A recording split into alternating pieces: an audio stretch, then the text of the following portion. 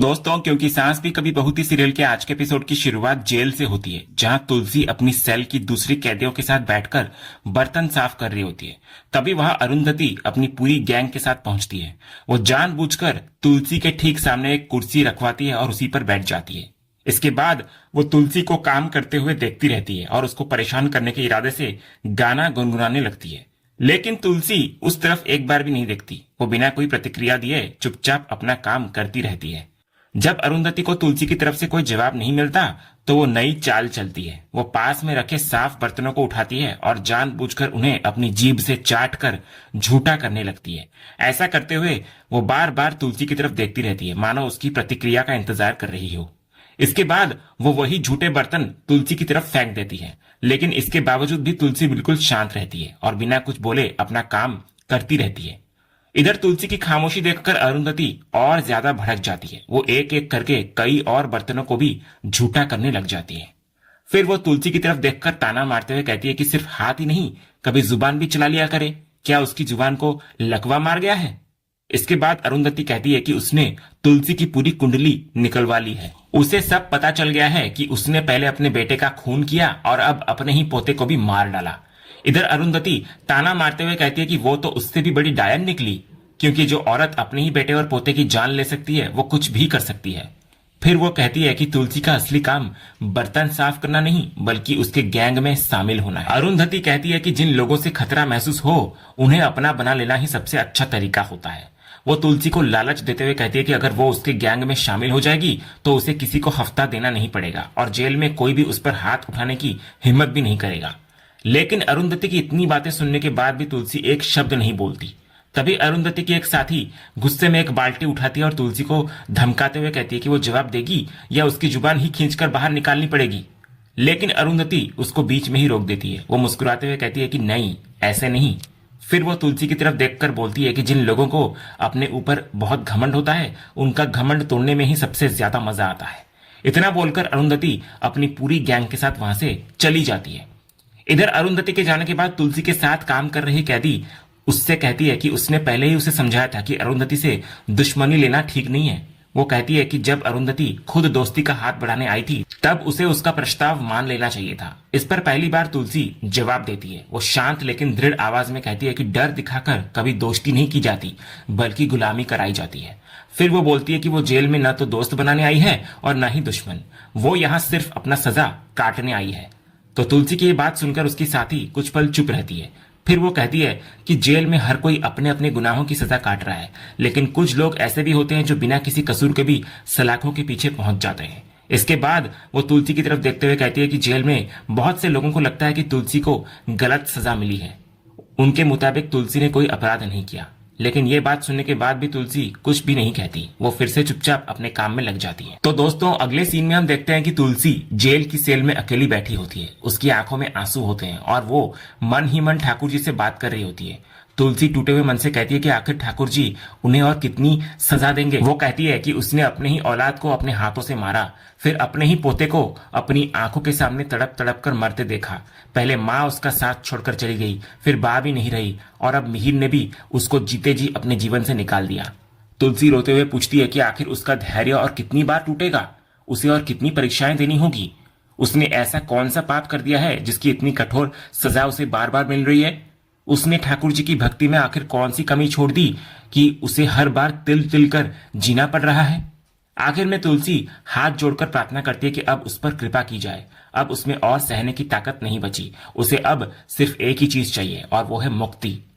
तभी अचानक तुलसी की नजर सामने पड़ती है। वहां से एक तेज दिव्य प्रकाश फैलने लगता है। उसी प्रकाश के बीच स्वयं श्री कृष्ण प्रकट होते हैं और तुलसी के सामने आकर खड़े हो जाते हैं।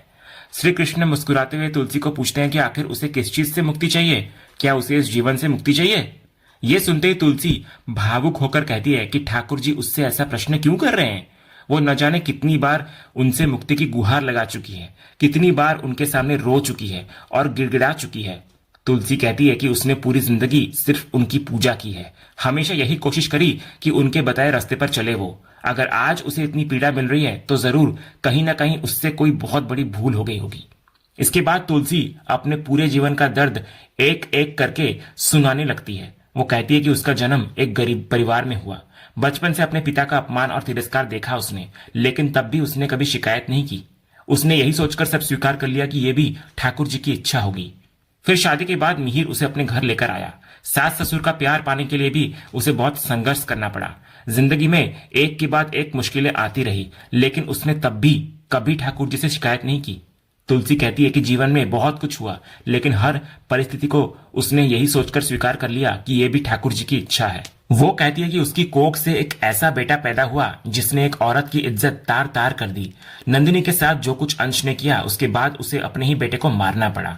तुलसी कहती है कि उसने हमेशा सुना था कि माँ कभी कुमाता नहीं होती, लेकिन उसने खुद अपने बेटे की जान ले ली। समाज का सबसे बड़ा नियम तोड़ दिया, जेल की सजा भी काटी, लेकिन तब भी उसने ठाकुर जी से कोई शिकायत नहीं करी। इसके बाद वो पार्थ को याद करते हुए कहती है कि इस उम्र में उसे ये दिन भी देखना पड़ा। उसका अपना पोता एक लड़की के कपड़े फाड़ रहा था। उसे किसी की इज्जत का जरा भी ख्याल नहीं था। उसने उसका गला दबाया, उस पर हाथ उठाया और उसे बेरहमी से पीटा। अपनी दादी को बेरहमी से पीटा। फिर भी उसने उस समय भी ठाकुर जी से कोई शिकायत नहीं की।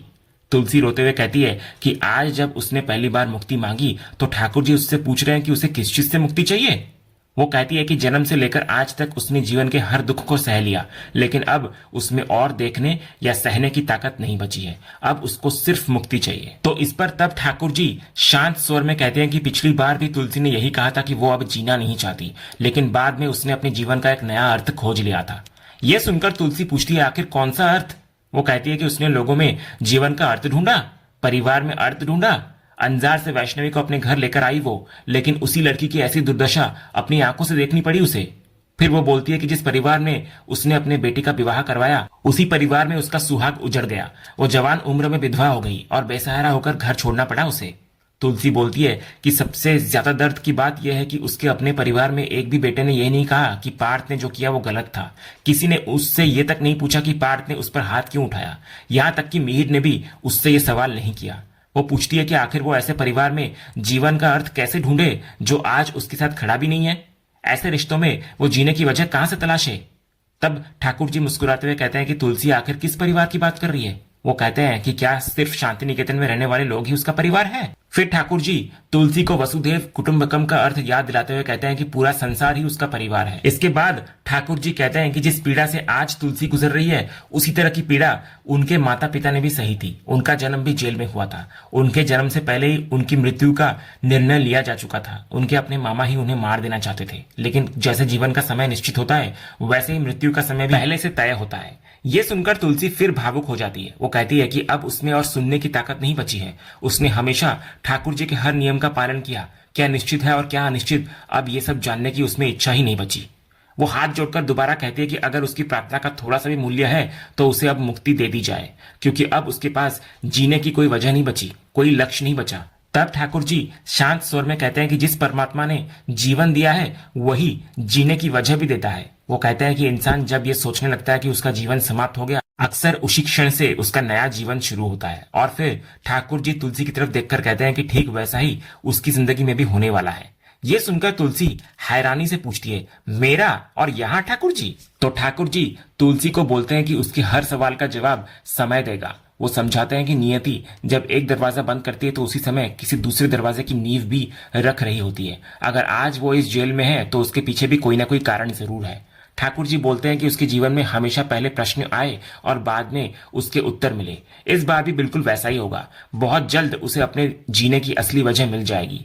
इसके बाद ठाकुर जी बोलते हैं कि उसकी सबसे बड़ी भूल यही है कि वो खुद को सब कुछ करने वाला समझ बैठी है, जबकि सच्चाई यह है कि वो सिर्फ एक पात्र है जिसको एक भूमिका निभाने के लिए भेजा गया है। वो आगे बोलते हैं कि सिर्फ तुलसी नहीं बल्कि इस संसार का हर प्राणी उनकी रची हुई कहानी का एक पात्र है। कहानी वो लिखते हैं और इंसान सिर्फ उसमें अपनी भूमिका निभाता है। कहाँ जन्म लेना है, किस परिवार में जन्म होगा, कौन माता पिता होंगे और कौन भाई बहन और अपने होंगे, यहाँ तक कि किसी इंसान का नाम क्या होगा, ये सब पहले से तय होता है। फिर ठाकुर जी मुस्कुराते हुए पूछते हैं कि क्या उसने कभी सोचा है कि उसका नाम तुलसी ही क्यों रखा गया। फिर वो स्वयं इसका उत्तर देते हुए कहते हैं कि क्योंकि उन्होंने पहले ही तय कर दिया था कि वो तुलसी बनकर ही जीवन जिएगी। तुलसी बनकर ही लोगों की पीड़ा दूर करेगी, घर के बाहर रहकर भी उसकी रक्षा करेगी। फिर ठाकुर जी तुलसी के नाम का अर्थ समझाते हुए कहते हैं कि तुलसी स्वाद में भले कड़वी लगे लेकिन शरीर का जहर निकाल देती है। लोग उसकी पत्तियां तोड़ देते हैं, फिर भी वो अपनी सुगंध देना नहीं छोड़ती। उसका धर्म सिर्फ देना है, बदले में कुछ पाना नहीं।